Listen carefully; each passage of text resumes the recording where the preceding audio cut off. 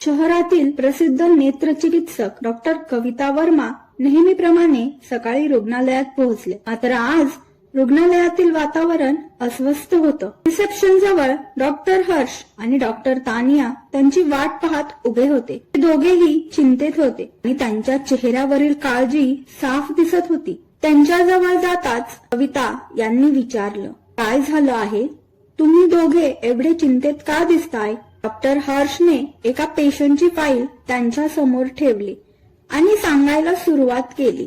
Ma'am, 5 दिवसांपूर्वी एका व्यक्तीने त्याच्या वडिलांना आपल्या हॉस्पिटलमध्ये ऍडमिट केलं होतं, पण तेव्हापासून त्याची कोणतीही खबर मिळाली नाही. 5 दिवसांमध्ये एकदाही ती व्यक्ती त्याच्या वडिलांना भेटायला आली नाही ना त्या व्यक्तीने आपल्या वडिलांच्या तब्येतीबद्दल काही विचारपूस केली. त्याने नोंदवलेला नाव, नंबर आणि पत्ता खोटा निघाला. आम्ही शक्य ते सर्व प्रयत्न केले, परंतु त्याच्याशी संपर्क होऊ शकला नाही. आता अडचण अशी आहे की आपण त्या वृद्ध व्यक्तीला इथे जास्त काळ ठेवू शकत नाही किंवा इतरत्र कुठेही हलवू शकत नाही. कविता गंभीर स्वरात म्हणाल्या, या जगात कसली माणसं आहेत, स्वतःच्या बापाला सोडून निघून जातात. तुम्ही त्या वृद्धांशी बोलायचा प्रयत्न केलात का? तानियाने कविताचे बोलणे मध्येच अडवलं आणि म्हणाली, मॅम, ती व्यक्ती खूप वृद्ध आहे आणि कदाचित थोडीशी मानसिकदृष्ट्या कमकुवत देखील. त्यांना काही स्पष्टपणे सांगता येत नाही. मध्येच ते बडबडत राहतात की तुम्ही सगळे खोटे डॉक्टर आहात. माझी बाहुली येईल मला तपासण्यासाठी, माझी काळजी घेण्यासाठी. तीच आहे खरी डॉक्टर. तानियाचे हे शब्द ऐकताच कविताला धक्का बसला. बाहुली या शब्दाने ती थरकापली. तिच्या मनात जुन्या आठवणी दाटून आल्या.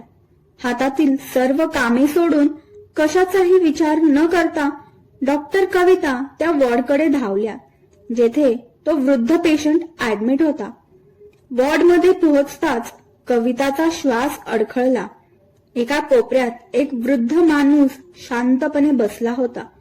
वाकलेली पाठ, सुरकुत्यांनी भरलेला चेहरा आणि डोळ्यात थोडा थकवा, पण त्यामागचा स्नेह आणि माया अजूनही तशीच होती. कणखर, निर्मळ आणि प्रेमळ. त्यांना पाहताच कविताच्या ओठांवर नकळतपणे शब्द आले, काका. कविताचा आवाज ऐकताच त्या वृद्ध व्यक्तीने आपले डोळे उघडले आणि हलके स्मित हास्य करत थरथरत्या आवाजात म्हणाला, बाहुली, तू आलीस. मला माहित होते तू नक्की येणार आणि एक खूप मोठी डॉक्टर बनणार. ती धावतच काकांच्या जवळ गेली आणि त्यांच्या गळ्यात पडून रडू लागली. काकाही अश्रूंना आवरू शकले नाहीत. त्या 2 माणसांच्या नजरेत वर्षानंतरच्या भेटीचा आनंद ओसांडून वाहत होता. काकांचा हात स्वतःच्या हातात घेत ती म्हणाली, काका, तुम्ही मला डोळ्यांशिवाय कसे ओळखले? काकांनी क्षीण स्वरात उत्तर दिले, बाहुली, डोळ्यांपेक्षा हृदय मोठं असतं. जो आपला असतो त्याला ओळखण्यासाठी डोळ्यांची गरज लागत नाही. तू कायम माझ्या हृदयात राहिलीस. माझ्या डोळ्यांमधील दृष्टी गेली तरी माझे हृदय धडधडत राहिले. कविता त्यांच्या या अवस्थेकडे पाहून आतून मोडून गेली. कविताने काकांना भेटल्याचा तो क्षण तिच्या आयुष्याचा अनमोल क्षण ठरला. काका, तुम्ही अचानक कुठे निघून गेलात? मला सांगायलाही वेळ दिला नाही तुम्ही. मी तुम्हाला किती शोधलं. कविताच्या स्वरात मनाचा सगळा भार बाहेर पडत होता. बाळा, मला वाटलं तू आता मोठी झाली आहेस, स्वतःच्या पायावर उभी राहिली असशील. मी तुला त्रास देऊ नये म्हणून. काकांचा आवाज हळवा झाला. त्रास? काका, तुम्ही माझं सगळं जग आहात. माझं शिक्षण, माझं करिअर हे सगळं तुमच्यामुळेच आहे.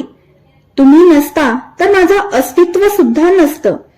कविता बोलताना थरथरत होती आणि ती नकळतपणे तिच्या भूतकाळात गेली. कविताला तिच्या आयुष्यातील तो कठीण काळ आठवला.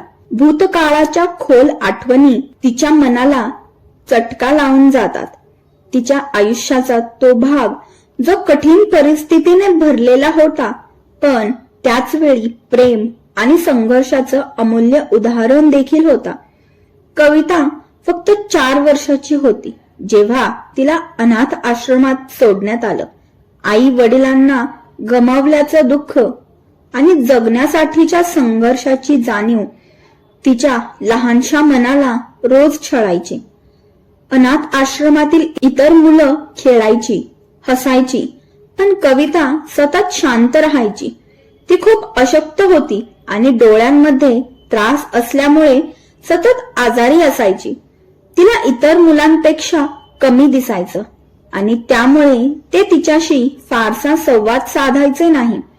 अनाथ आश्रमात ती बहुतेक वेळ पुस्तकांच्या जवळ असायची. ती कधी कागदावर काही बाही रेघोट्या मारत बसायची, कधी एकटीच भिंतीकडे पाहत आपल्या लहानशा भविष्याबद्दल विचार करायची. तिच्या जगात कोणताही रंग नव्हता. प्रत्येक दिवस तिच्यासाठी एकसारखा आणि एकाकी होता. त्या काळात काका तिच्या आयुष्यात प्रकाशाची किरण बनून आले. त्यांच्या मुलांनी त्यांच्या पत्नीचे निधन झाल्यावर काकांना घराबाहेर काढले होते. त्यामुळे ते शहरात येऊन काम करू लागले. त्यांचे आता या जगात आपले असे कोणीही नव्हते. काका त्या अनाथ आश्रमात काम करणारे चौकीदार होते. परिस्थितीने गरीब पण हृदयाने श्रीमंत. त्यांच्या हृदयात एक असामान्य ममता आणि दया होती. एक दिवस त्यांनी पाहिलं की अनाथ आश्रमातील इतर सर्व मुले खेळत आहेत, परंतु कविता एका कोपऱ्यात एकटीच बसलेली होती.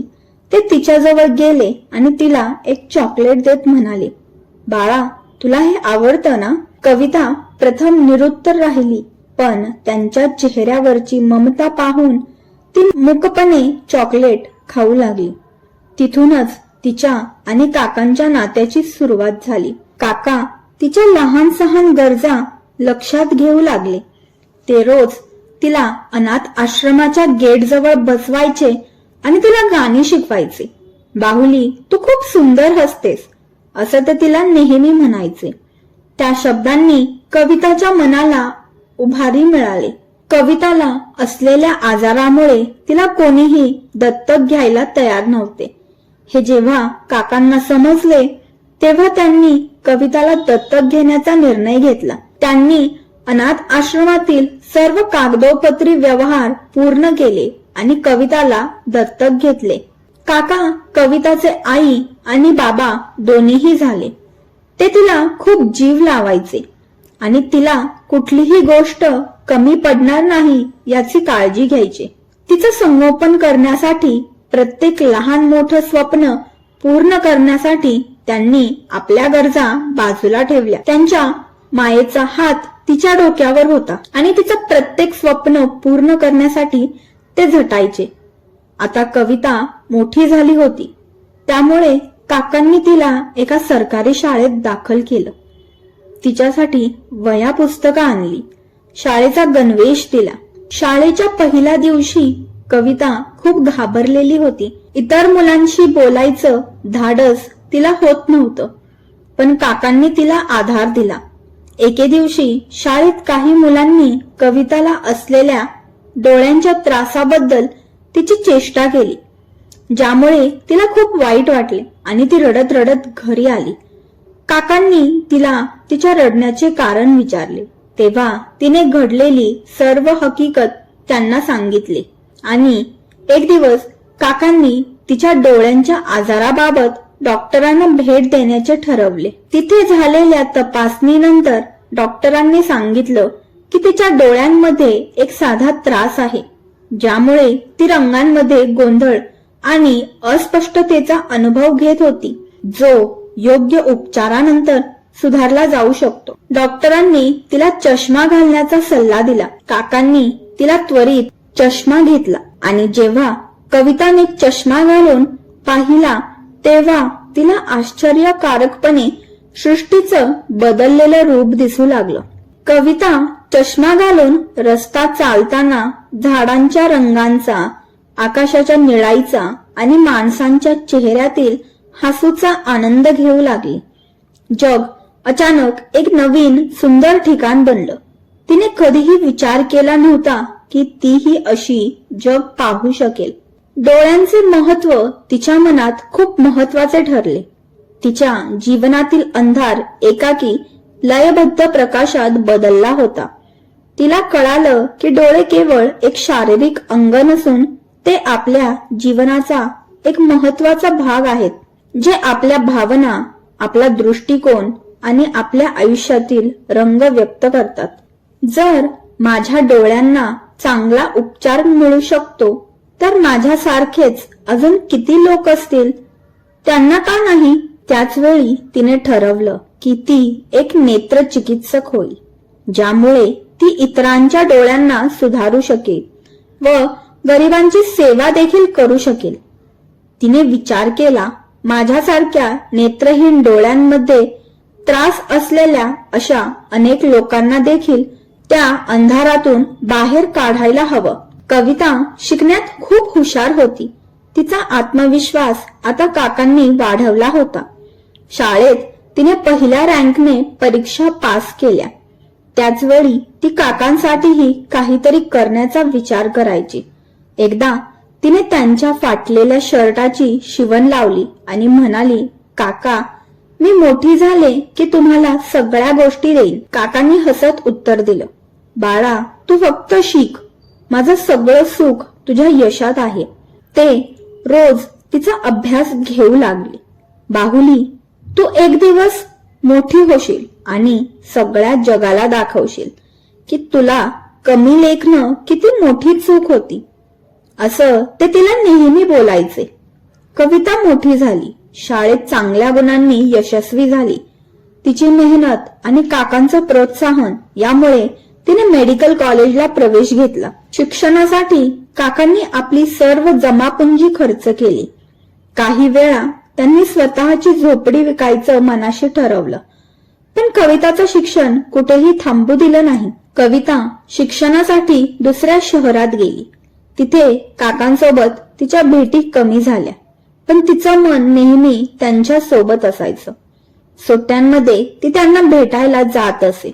एकदा ती परत आली तेव्हा तिला समजलं की काकांचा मुलगा त्यांना प्रॉपर्टीच्या काही कामानिमित्त गावाला घेऊन गेला आहे. तिच्याकडे त्यांच्या गावचा पत्ता नव्हता. काकांना गमावल्याचं दुःख तिला आतून पोखरत राहिलं.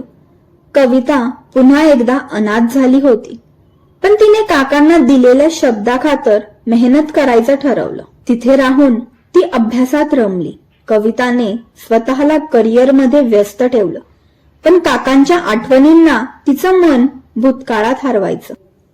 कविता आता डॉक्टर बनली होती आणि ती एका मोठ्या हॉस्पिटलमध्ये काम करत होती. तिच्या कामाचं कौतुक सर्वत्र होत होतं. ती जितकी हुशार होती तितकीच नम्र आणि कृतज्ञ होती. हॉस्पिटलच्या एका कार्यक्रमात तिला वर्षातील सर्वोत्तम डॉक्टर पुरस्कार मिळाला. पुरस्कार स्वीकारताना ती म्हणाली, हा पुरस्कार माझ्या काकांचा आहे. त्यांनी मला केवळ शिक्षणच दिलं नाही तर माणूस म्हणून जगायला शिकवलं. त्यांच्या संस्कारांशिवाय मी काहीही नाही. तिच्या शब्दांनी सगळ्या उपस्थितांच्या डोळ्यात पाणी आलं. तिला नेहमी असं वाटायचं की ती पुन्हा काकांना कधी पाहू शकेल की नाही. या गोष्टीचा तिला खूप त्रास व्हायचा. ती देवाकडे रोज प्रार्थना करायची आणि शेवटी आज देवाने तिची प्रार्थना ऐकली. काकांना पुन्हा तिच्या समोर आणलं होतं. तिच्या डोळ्यात आनंद आणि वेदना अशा दोन्ही भावना होत्या. तिने ठरवलं की आता काहीही झालं तरी काकांना पुन्हा कधीच गमावणार नाही. तिने डॉक्टर तान्याला आवाज दिला आणि ऑपरेशन थिएटरमध्ये ऑपरेशनची तयारी सुरू करायला सांगितली. काकांचे पुढे काय झाले? त्यांचा मुलगा त्यांना पुन्हा घरी घेऊन गेला का? काकांच्या आणि कविताच्या नात्यात पुन्हा दुरावा निर्माण झाला का? या गोष्टीचा उर्वरित भाग ऐकण्यासाठी चॅनलला सबस्क्राईब करायला विसरू नका.